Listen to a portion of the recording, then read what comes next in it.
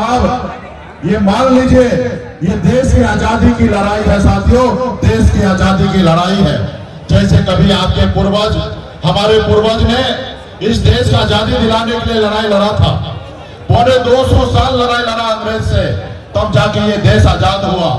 और जब देश आजाद हुआ तो बाबा साहब भीमराव अंबेडकर ने हमें एक संविधान बना के दिया और इस देश में एक लोकतंत्र दिया जिसमें हर एक नागरिक सर उठा के जी सके। इसके लिए हमारा देश बना साथियों। और ये देश बहुत अच्छे से, देश में भाईचारा के साथ, देश में आपसी भाईचारा के साथ ये हमारा देश बहुत आगे निकल रहा था। लेकिन इसी बीच में 2014 में एक नेता आए और वो नेता ने आप सभी से, हम सभी के बीच में एक वादा किए। उन्होंने कहा कि हम आपके अच्छे दिन लाएंगे। हम लोगों को लगा शायद इससे अच्छा दिन आ जाएगा। उन्होंने कहा कि आप हम पे भरोसा करो और हमको देश का प्रधानमंत्री बनाओ और हर साल युवा को 2 करोड़ नौकरी देंगे। उस समय में देश के युवा बेरोजगार लग रहा था। उनको लगा कि हमें रोजगार मिलेगा, नौकरी मिलेगा, हम मोदी जी को लाते हैं। फिर मोदी जी ने कहा कि आप हमें लाओ और विदेश में जो काला धन है उसको हम भारत में लेके आएंगे और सबके खाता में 15-15 लाख रुपया दे देंगे।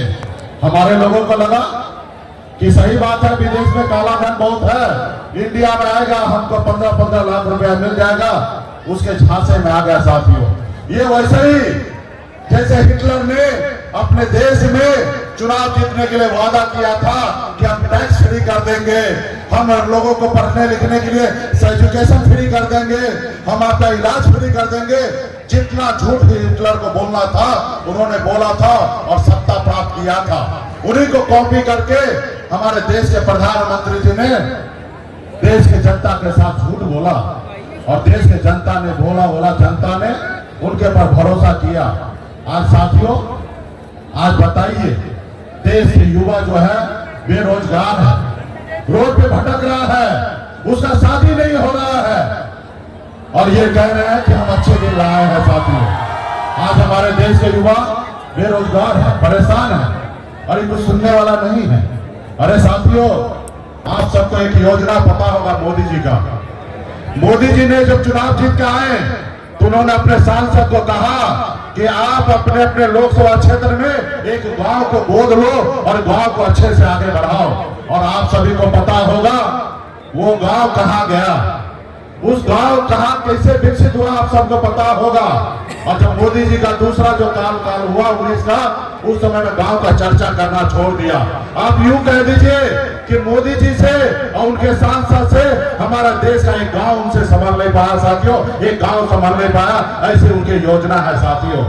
उसके बाद आप बताइए, इस देश में 75 साल की उम्र होने के बाद देश की जनता को कहता है कि हमको एक बार और मौका दीजिए। 2 बार को मौका दिए और तीसरी बार हमको मौका दीजिए, हम देश के लिए कुछ करेंगे। आप बताइए, 75 साल के बाद मौका मांग रहे और देश में कि उन्होंने अग्निवीर योजना लाए। वो अग्निवीर योजना ऐसा था कि देश का युवा 18 साल की उम्र में अप्लाई करेंगे और 4 साल के बाद 22 में रिटायरमेंट हो जाएगा साथियों, 22 में रिटायरमेंट हो जाएगा। आप बताइए, एक नेता को चुनने के लिए भी, चाहे वार्ड का नेता हो या देश का प्रधानमंत्री हो या विधायक हो, सांसद हो, उनको भी 5 साल का मौका मिलता है। लेकिन देश का युवा के लिए ऐसा योजना जो देश के लिए सरहद पे जाके गोली खाने के लिए तैयार होता है अपने सीने पे, ऐसे युवा के लिए मात्र 4 साल की योजना कि 4 साल के बाद आपका रिटायरमेंट हो जाएगा। 22 साल का उम्र होइएगा, जब तक आपका शादी नहीं होगा उससे पहले आप रिटायरमेंट हो जाइएगा। आप बताइए, ये देश के साथ कितना बड़ा धोखा है साथियों। उसके बाद अभी एक और उनका योजना था, आप हमें चंदा दो और हम आपको टेंडर देंगे। आप हम आपके इधर हम ईडी का, सीबीआई का नोटिस भेजेंगे और उसके डर से आप हमको चंदा दीजिएगा। ये धंधा बना लिया था साथियों। देश में हजारों पॉलिटिकल पार्टी है साथियों, कई हजार पॉलिटिकल पार्टी है, कई हजार पॉलिटिकल पार्टी एक तरफ, और देश में अकेले मोदी जी का पार्टी भारतीय जनता पार्टी एक तरफ 6,000 करोड़ रुपया से ज्यादा चंदा लिया साथियों, 6,000 का चंदा लिया, 1,000 करोड़ का। धन्य है हमारे सुप्रीम कोर्ट के महोदय, उन्होंने इस देश के जनता को आंख खोलने के लिए उस सारे पेपर को सार्वजनिक करवाया गया साथियों। तब आज आपको पता होगा, आज वो लोग कहते हैं हम सनातन धर्म है, हम हिंदू हैं, तो हम क्या है भाई, हम भी सनातन धर्म में जन्म लिए, हम भी हिंदू हैं। लेकिन आप जो पशु को काटते हैं, जो कुचल खाना है, वहां से 250 करोड़ रुपया का चंदा लिया, और पशु को कत्ल करने वाला ऐसे पॉलिटिकल पार्टी है, वह है भाजपा साथियों। ये साथियों, ये भाजपा किसी का नहीं है, गरीब पिछड़ा दलित का नहीं है, ये सिर्फ अमीर लोगों के लिए, अडानी अंबानी के लिए है साथियों। आपको अगर बेहतर जिंदगी जीना चाहते हैं, आपका बच्चा अगर सर उठा के जीना चाहता है, तो इसके लिए आपको लड़ाई लड़ना पड़ेगा और मोदी जी को बदलना पड़ेगा साथियों, तब जाके समाज के साथ भाईचारा होगा। आज वो आते हैं, हमको सामाजिक न्याय को छोड़कर आज हमको लड़ाने का काम करते, हिंदू मुसलमान में लड़ाने का काम करते, जबकि हम सब भाई मिलकर हमारे पूर्वज इस देश का आजादी दिलाने के लिए खून पसीना बहाया, और आज हमको लड़ाने का काम कर रहे हैं साथियों। इसलिए साथियों, इनके झांसा में नहीं आना है। आज मुझे देखिए, मैं गरीब परिवार में जन्म लिया, 18 साल की उम्र में अपने गांव परिवार को छोड़कर मुंबई जैसे शहर चला गया। हम ऐसे घर में जन्म लिए जहां एक रोज पिताजी मछली न मारे तो दूसरे रोज घर पे खाना नहीं बनता, ऐसे गरीब परिवार में जन्म लिया। जब बॉम्बे गए, मेहनत किए, मजदूरी किए, 900 रुपया महीने पे नौकरी करता था, लेकिन अपने माता पिता और बिहार के लोगों के आशीर्वाद से मुंबई जैसे शहर में झंडा मैंने गाड़ दिया साथियों। उसके बाद बिहार में मैं आया तो मैंने देखा लोग चांद पे घर बनाने के लिए सोच रहा है, लेकिन हमारे लोगों के लिए इस धरती पर रहने के लिए घर नहीं है। हमने अपने हक अधिकार के लिए दीनदयाल मुनिया महाराज, चाहे टी.आर. बनपर, केवट निषाद के सभी उपजाति के हक अधिकार के लिए हमने संघर्ष करना चालू किया। ऐशोआराम जिंदगी कर छोड़कर लड़ाई लड़ने के लिए आ गया, और अब लड़ाई लड़ते लड़ते 2020 में हमने पहली बार बिहार में 4 विधायक बनाया। अपने दम पर बिहार में हम मंत्री बने। हमारे पास 4 विधायकी भले था, लेकिन 74 से कम नहीं था। हमारे समर्थन से बिहार में सरकार बना।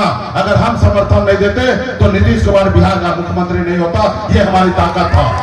लेकिन उन्होंने देखा एक अति पिछड़ा का बेटा पार्टी बना लिया, विधायक बना लिया, मंत्री बन गया, इसको रोको, अगर नहीं रोकोगे तो ये बहुत आगे निकल जाएगा। उन्होंने हमारे पार्टी को तोड़ दिया, हमारे विधायक को खरीद लिया, हमको रोड पे ला दिया, हमारे मंत्रिमंडल से बाहर कर दिया। जो सरकार हमने बनाया था, इसे भी इसलिए क्योंकि हम अति पिछड़ा बेटा है। हम अपने हक अधिकार के लिए बिहार से लेकर उत्तर प्रदेश तक लड़ाई लड़ने के लिए जाते हैं, तो इसके लिए उन्होंने हमें रोड पे ला दिया साथियों। इसके लिए साथियों, ये कभी भी आपका नहीं हो सकता। इसका जो डिसीजन होता है वो नागपुर से होता है, और नागपुर में जो संविधान है वो संविधान जो उसको कहता है उसी तरीके से देश में चलाना चाहता है। ये देश के संविधान को नहीं मानते, ये देश के संविधान को बदलना चाहता है। इसलिए साथियों, जब देश के संविधान को बदलना चाहता है तो आपका मेरा फर्ज बनता है कि उनको बदलने से पहले हम इसको मोदी जी को बदल दे साथियों, मोदी जी को बदल दे, तब हमारा देश आगे बढ़ेगा। इसलिए साथियों, बड़े संख्या में यहाँ उपस्थित हमारे युवा साथी हैं। देश में जब भी क्रांति होता है तो युवा का सबसे पहले ताकत दिखता है। इसलिए साथियों, यहाँ से जाइए, एक एक गांव में जाइए, एक एक बूथ में जाइए, एक एक टोला में जाइए, और संदेश को पहुंचाने का काम कीजिए कि ये युवा का सरकार नहीं है, ये बड़े बड़े पूंजीपति वाले का सरकार है। इसको बदलने की जरूरत है साथियों। इनसे एक गांव नहीं संभला तो देश क्या संभलेगा साथियों, देश क्या संभलेगा। इसको सिर्फ झूठ बोलना है, लड़ाना है, झगड़ा कराना है, और ये सिर्फ विवाद कराना चाहता है, कभी देश में चैन और शांति नहीं लाना चाहता। आज हमारे देश के ऊपर पहले कितना कर्ज था, आज हमारे देश के ऊपर कितना कर्ज हो गया, 4 गुना ज्यादा कर्ज बढ़ गया साथियों। गांव में कहावत है, बाप दादा का संपत्ति बेचकर लोग फुटानी करते हैं। उसी तरीके से मोदी जी हमारे पूर्वज जो बनाए उसको बेच कर फुटानी करते हैं, बड़े बड़े कपड़ा पहनते, विदेश में घूमते हैं और कहते हैं हम देश आगे बढ़ा रहे। अरे हमारा देश जो विकासशील कैटेगरी में हमारा देश आता था, उससे पहले अभी 1 महीना पहले हमारे देश को विकासशील कैटेगरी से हमारे देश को बाहर कर दिया, और आप कहते हैं कि देश आगे बढ़ रहा है। देश में आपने ऐसे हालात ला दिया कि लोगों को लगता है कि 5 किलो चावल ही हमारा विकास है। आप बताइए, ये देश के युवा को 5 किलो चावल चाहिए? इस देश के युवा को नौकरी चाहिए साथियों, नौकरी चाहिए। इस देश के युवा को सर उठा के जीने का अधिकार चाहिए साथियों। हम अगर नौकरी पा लेंगे, मेहनत करेंगे, काम करेंगे, हम लोगों को आगे लेके जाएंगे। ना ही 5 किलो चावल पे ये रहेंगे। और ये चावल ये अपने बाबूजी के घर से बढ़ता है। ये देश का संपत्ति है साथियों, ये देश का संपत्ति है। ये आपका देश है, हमारा देश है, किसी का जागीर नहीं है साथियों। लोग कहते हैं कि हम 5 किलो चावल दे रहे हैं, भाई ये आप दे रहे हो, ये देश का संपत्ति है।